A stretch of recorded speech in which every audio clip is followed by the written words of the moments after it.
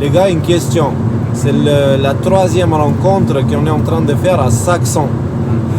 Comment vous vous sentez aujourd'hui à propos de cette rencontre-là? Écoute, moi déjà, comme je vous ai dit ce matin en me levant, je crois que j'ai fait la meilleure nuit de ma vie depuis les 12 derniers mois. Donc moi je me sens super rechargé. On a regardé la météo hier soir, il devait faire gris et moi je peux voir. On verra qu'est-ce qu'il fera à Saxon, mais là on a un ciel bleu magnifique avec dans le fond. On peut le dire de maintenant parce qu'on voit l'endroit où on est, c'est en bas de cette montagne que tu vois là-bas derrière le château.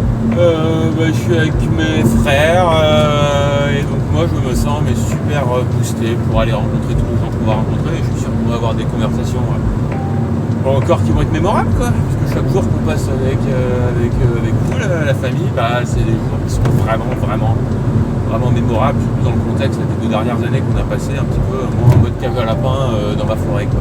Donc moi je me sens boosté comme c'est pas possible. Moi, ce qui me concerne, je me sens un peu comme un élève. Vous savez, mais comme un bon élève.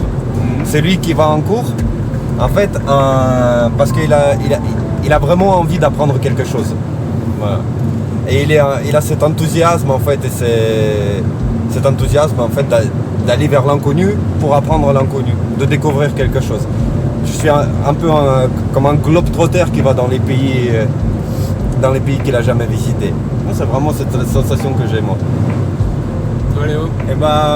Moi, j'avais l'impression que je vais aller pour apporter mon expérience. Et en fait, très rapidement, papa, il m'a dit « Eh oh, détends-toi petit, pour qui tu te prends ?» Moi, je vais te donner de nouvelles expériences, alors c'est à toi d'être attentif. Et alors vas-y, fonce. Donc, tu n'es pas encore un homme à proprement dit, tu restes un enfant en train de grandir vite, certes, mais tu as encore des choses à apprendre.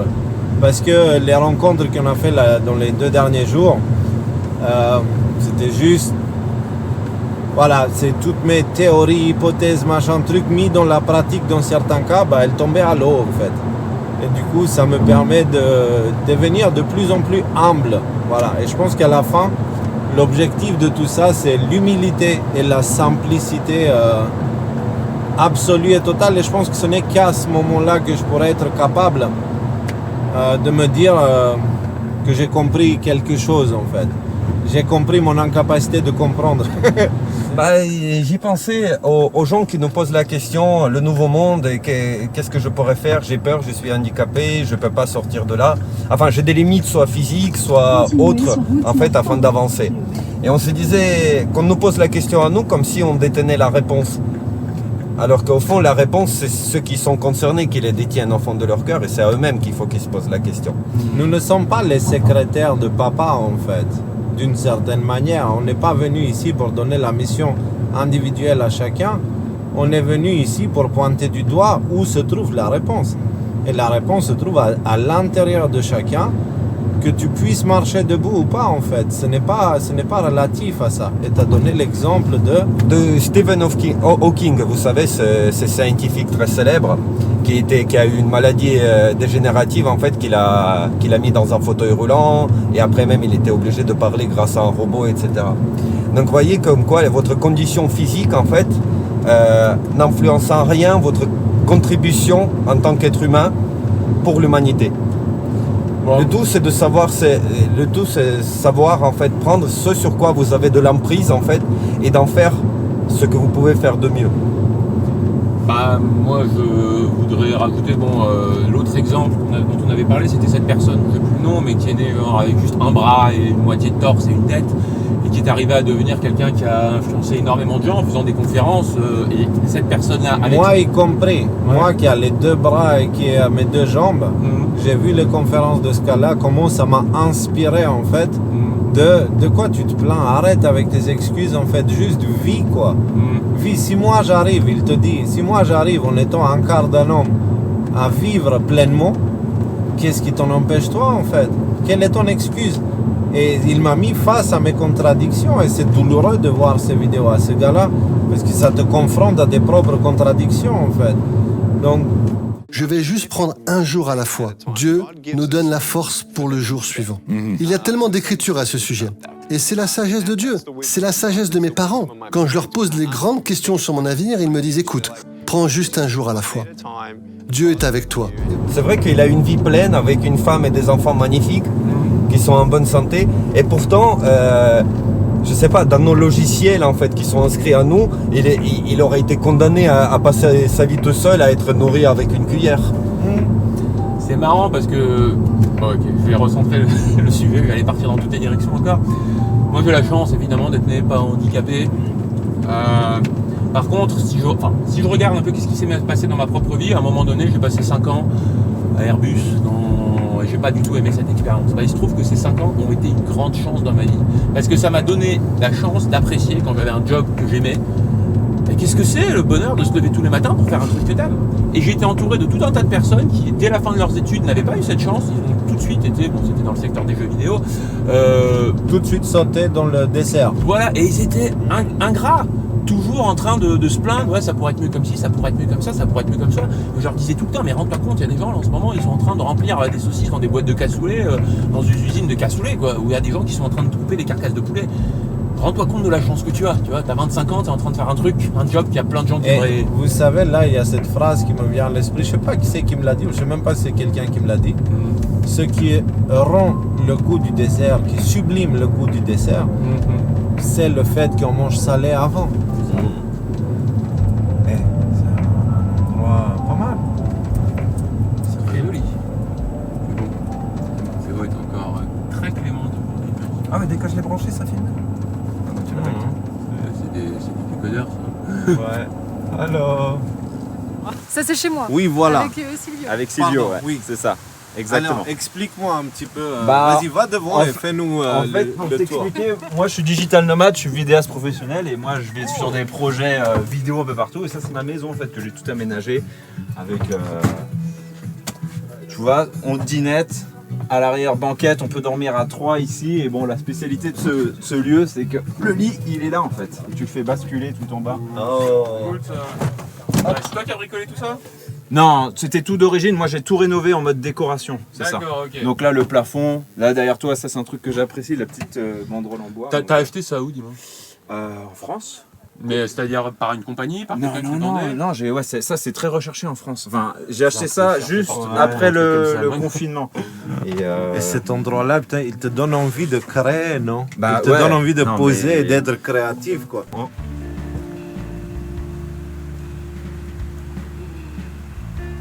cet endroit il est magnifique. Hein. Cet endroit il est magnifique. Et il est parfait. Regardez ça. Wow, on pourra se réunir tous ensemble sur des tables en bois avec l'odeur de ces conifères. Ah, super. J'ai presque envie de me rouler dans l'herbe dès maintenant. C'est quand même. On savait pas, ouais, il y a une petite marche, une petite promenade. On savait pas où on va. On a choisi cet endroit. On ne sait pas trop sous quel prétexte ou sous quel critère. Mais on a vu qu'il est accessible en voiture, qu'il y a un parking. Et il y a cette merveilleuse surface. Et regardez, c'est la nature, elle est incroyable. Et il y a des décodeurs qui viennent. Voilà. La bonne nouvelle, c'est que je viens de rencontrer deux nanas qui se sont rencontrées à la dernière rencontre que j'avais faite à Sion et qui depuis, elles sont restées proches et puis elles restent en contact, elles sont devenues amies. Ça, il n'y a pas de plus beau cadeau que vous pouvez nous offrir d'être des amis. Tiens, on va aller leur poser la question. Action. Alors, vous vous êtes rencontrés comment en fait? Alors, on s'est rencontrés à Sion, la dernière Sion. rencontre. Ouais. Et Et on est copines. maintenant, vous êtes venus ensemble et vous avez gardé contact. Exactement. Et c'est super. Et franchement, j'incite tout le monde à faire la même chose. Elles ont tout compris, c'est la raison pour laquelle on fait tout ça. Hein. C'est pour créer des liens humains. Donc, merci. Et c'est important. Et c'est vraiment important.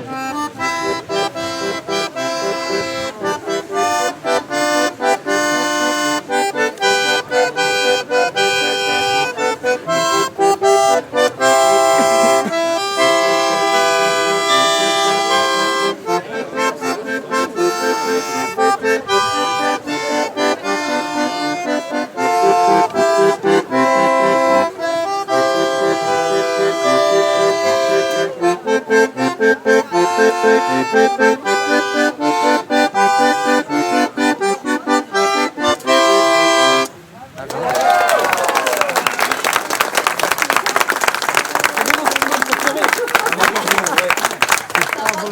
pas vraiment un accordéon, mais je sais pas comment il s'appelle celui-là. Un bandoneon. Abandonnéon. Bandoneon. Bravo.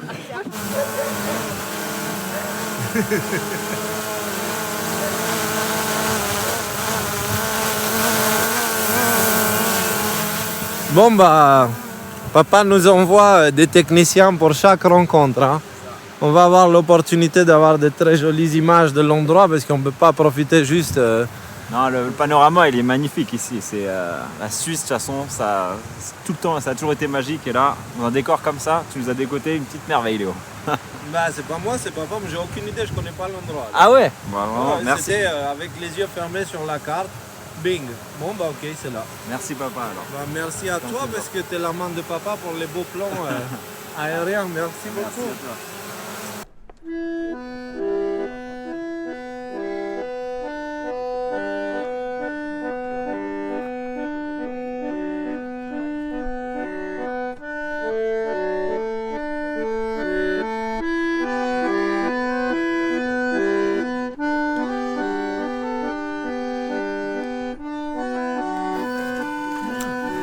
Nico, on va où là? Je sais pas. Alors, là c'est l'endroit où on a fait la réunion derrière.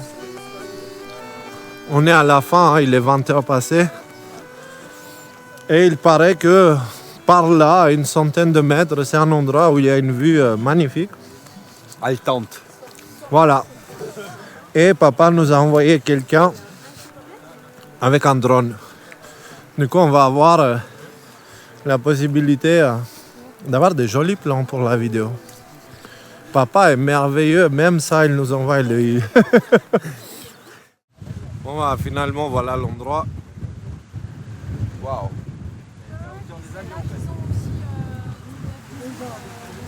Ah ouais, c'est pour ça qu'on les entend des fois. D'ailleurs, ils sont passés la semaine dernière, vendredi dernier. Comme on dit, ça vaut le détour. C'est quoi cette cloche? Montre le message.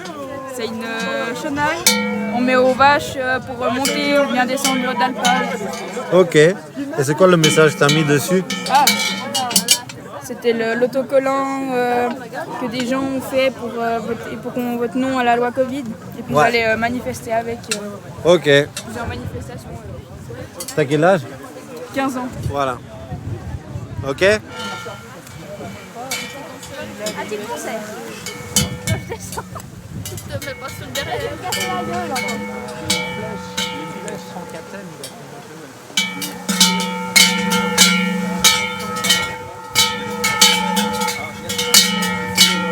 Et ouais, bah, elle avait 15 ans et elle était là, présente, enfin pas que là, ici, mais elle était consciente et dans la bienveillance, dans l'amour, dans le partage. Elle a joué de l'accordéon. Une bonne partie de l'après-midi. Elle a rembelli toute la journée. Probablement dans les vidéos, il y aura sa musique qui sera utilisée. Voilà. Moi, ce que j'ai ressenti, c'est qu'il y a une vraie demande et un vrai besoin d'humanité, en fait. Et de contact humain, réel, en fait. Moi, il y a Pierre, là, le gars qu'on connaît. Enfin, moi, je connais parce qu'il est venu à chaque rencontre ici. Et vous l'aviez connu à la dernière et celle-ci. Et il m'a dit un truc. Il m'a dit, Léo, je suis au travail, ça me stresse tellement, j'ai mal au crâne. Et je viens ici, je passe au bout d'une demi-heure avec vous. Bah, en fait, j'ai plus mal à la tête et je suis plus en train de penser à toutes les choses qui me stressent. Tu vois. Et d'une certaine manière, les gars, c'est comme si... C'est comme un doliprane spirituel, je ne saurais pas comment dire, mais... Non, mais c'est vrai, c'est vrai. Mais je pense qu'on est tous d'accord pour dire que c'est pas Léo, Nico et Rudy qui sont à la cause de ça, mais c'est ce qui a été créé par les décodeurs et qui nous dépasse tellement maintenant, quoi. Et moi, je suis content, je veux pas m'approprier ça, et je pense que personne de nous veut s'approprier ça, et on a créé quelque chose. Il y a des gens qui sont venus qui ne connaissaient pas et qui ont dit on vous a découvert et on trouve ça magnifique, là en partant, juste à la fin. Et ça aussi, ça a une saveur toute particulière. Ouais. Parce que... Ça m'a fait vraiment très plaisir d'entendre ça et de les voir. Parce que je trouve que c'est exceptionnel. Parce qu'il y a ceux qui nous connaissent, ils veulent nous rencontrer par rapport à ce qu'on a fait avec les décodeurs, les infos, les parties spirituelles, les discussions, etc. Et il y a ceux qui ne connaissent rien et d'un coup ils arrivent et parfois on peut s'attendre, ils peuvent se dire ah mais c'est quoi ces gens bizarres, etc. et tout. Mais en fait non, pas du tout. Pas du tout, ils disent c'est magnifique, c'est ce qu'au fond nous attendons de l'humanité. C'est ce qui a manqué depuis tellement longtemps et plus particulièrement depuis ces 2 dernières années, même le contact humain au terme physique, la possibilité de pouvoir se toucher, c'est quelque chose qui voulait nous enlever, les autorités. Et moi mon petit esprit, j'aime bien les emmerder les autorités, donc j'ai mon petit esprit de contradiction, mais le fait que grâce à eux, on fait exactement l'opposé de ce qu'ils voulaient qu'on fasse. Moi, je vois la main de papa qui est à l'œuvre, mais dans toute sa grandeur. Et là, j'ai pris conscience, en fait, à quel point nous ne faisons pas, nous, cette tournée pour être des espèces d'enseignants de quoi que ce soit. Papa, il nous enseigne des choses à nous tous, nous 3 et tous ceux qui viennent dans les réunions, à travers nous tous. C'est-à-dire qu'au final, aujourd'hui je dis nous ne sommes qu'un doigt et voici le reste de la main. Et le reste de la main, c'était les gens qui étaient là. Et je pense vraiment que c'est exactement ça en fait. Et après la main, il y a le bras, après le bras, il y a le corps. Et du coup, j'ai remarqué que nos actes, elles sont très simples. On fait des câlins avec tout le monde, on est à l'écoute et on est dans la bienveillance, dans l'amour et on ne juge pas. Et en fait, dans les actes, je pense que papa, c'est ce qu'il attend de nous. Et en étant comme ça, on apprend des choses, on apprend des choses. Et on grandit humainement et on vit des expériences. Et c'est... Ce que je trouve intéressant dans ce que tu viens de dire, surtout le début de ton passage, quand tu dis qu'on n'est pas là pour faire les conférenciers. En fait, la seule chose qu'on dit en termes de conférenciers, c'est-à-dire les gens qui regardent Rudy ou Nico ou Léo, c'est parlez-vous entre vous. Vous n'êtes pas là pour nous regarder nous, vous êtes là pour vous regarder vous, faire connaissance entre vous. D'ailleurs, il semblerait qu'il y ait peut-être un début d'amour qui soit né dans cette réunion. Donc, ah ouais, c'est ce qu'on m'a raconté. On va pas en dire plus devant la caméra, mais voilà, en fait, le but du jeu, c'est clairement que quand les gens repartent, ils se connectent entre eux et puis qu'ils se revoient entre eux.